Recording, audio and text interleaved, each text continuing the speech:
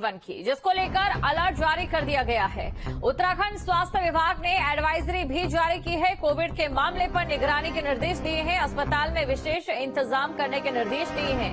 Corona की दूसरी लहर में बड़ा नुकसान हुआ था, जैसा कि आप सभी जानते हैं। कोरोना का वो दौर आपको याद होगा, लॉकडाउन की वजह से किस तरीके से आर्थिकी टूट चुकी थी देश की और लोगों की जमा पूंजी का भी क्या हाल हुआ था। आपको बता दें, केरल में सबसे पहले कोरोना का जो नया वेरिएंट है वो मिला है और एक की मौत की खबर भी केरल से सामने आई है। और इसी को लेकर अब कहीं ना कहीं प्रशासन सख्त हो गया है। प्रशासन की ओर से सतर्कता बरती जा रही है, क्योंकि उत्तराखंड में आपको याद होगा किस तरीके से जब कोरोना की लहर थी तो कितना नुकसान उत्तराखंड को भी हुआ था।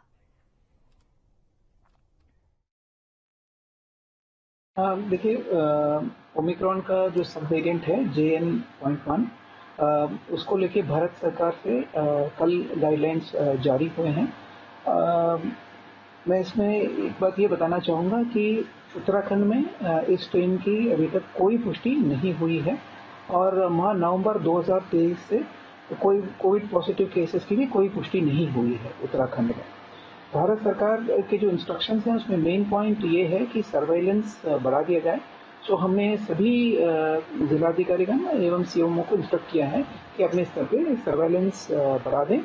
और इसके अलावा भारत सरकार के गाइडलाइंस में ये भी है कि एडिक्वेट टेस्टिंग की जाए, कम्युनिटी अवेयरनेस की जाए। ये हमने इंस्ट्रक्शंस में मेंशन किया है।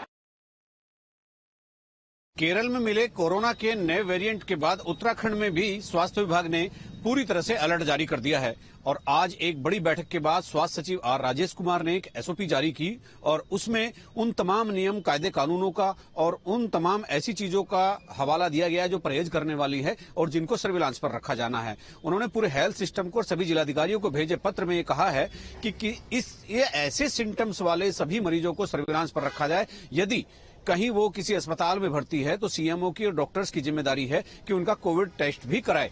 तो इसी को लेकर के चूंकि केरल में 2 मरीजों की डेथ हो चुकी है कोविड से, ये जो नया वेरिएंट है इससे 2 डेथ हो चुकी है, उसके बाद में उत्तराखंड में भी अलर्ट जारी कर दिया गया है। उच्चाधिकारियों से बातचीत करने के बाद ये SOP जारी हुई है और इस SOP में बहुत स्पष्ट किया गया है CMO और जिलाधिकारी इस पूरी तरह से इस मामले के लिए जिम्मेदार होंगे और CMO को सभी अस्पतालों का सघन परीक्षण करने के लिए कहा गया है।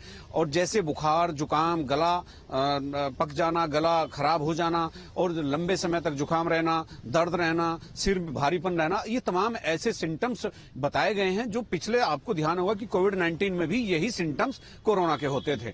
तो इसीलिए ये SOP जारी की गई है और इसमें साफ साफ कहा गया है कि भीड़ भाड़ वाले क्षेत्रों में नजर रखी जाए, वहां पर मास्क लगाने की एक कोशिश की जाए और दूसरा, जो मरीज अस्पताल में भर्ती है उनका कोविड टेस्ट जरूर कराया जाए और तीसरा, जो ऐसे मरीज जिनका टेस्ट हो चुका है या इस तरह के मरीज हैं उनको सर्विलांस पर रखा जाए और उनको देखा जाए कि उनकी तबीयत ज्यादा तो नहीं बिगड़ती। ट्रांसपोर्टेशन पर खास ध्यान रखा गया है कि यदि कोई मरीज इस तरह से हो रहा है तो उसके आसपास के क्षेत्रों में या उसके मोहल्ले में, आस पड़ोस में भी पूरी निगरानी बरती जाए। अपने सहयोगी कैमरामैन सोनी कुमार के साथ न्यूज स्टेट